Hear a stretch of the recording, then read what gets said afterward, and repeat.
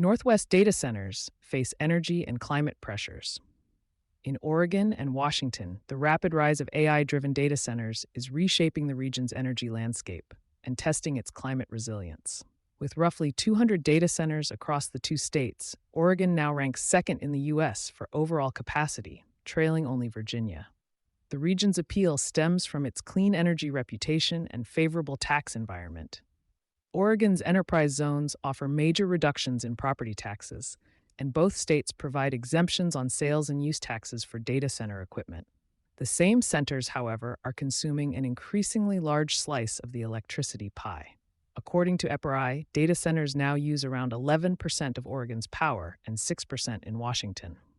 The AI boom is accelerating demand even faster, with next-gen facilities requiring up to 100 megawatts of capacity, enough to power a small city.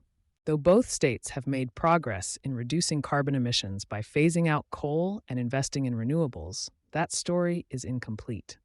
Only a handful of utilities, just 6 across both states, have absorbed the majority of new data center load.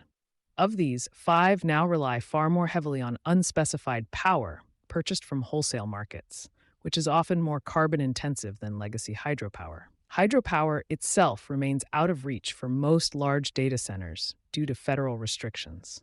Under the Northwest Power Act, publicly owned utilities can't use Bonneville Power Administration energy for new single loads over 10 megawatts. That means much of the region's cleanest power is unavailable to the very companies driving demand, despite public perception, new energy models, and the role of private investment.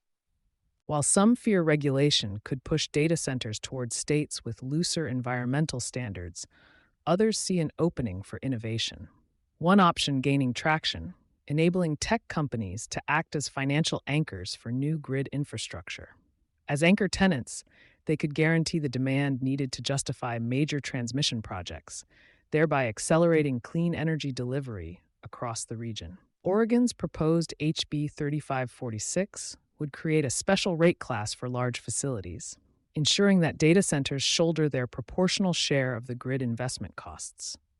This model could serve as a blueprint for how private capital helps underwrite public energy upgrades. Additionally, updating green tariff programs could empower utilities and companies to co-invest in emerging technologies.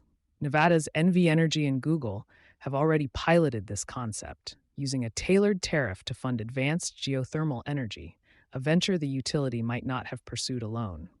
Similar structures could help the Northwest move beyond merely supplying clean energy to tech firms and toward collaborating on new energy development. There's also untapped potential in how data centers interact with the grid itself. Research suggests that if facilities reduced power draw for short durations, a few hours spread across a week each year, the region could support up to 3.8 gigawatts of new data center capacity without expanding the grid. As AI workloads become more flexible, the opportunity for grid interactive facilities that stabilize power demand is becoming more realistic. You've been listening to Sustainability Soundbites from E+E Leader. For more information on sponsorship opportunities, reach out to our team today.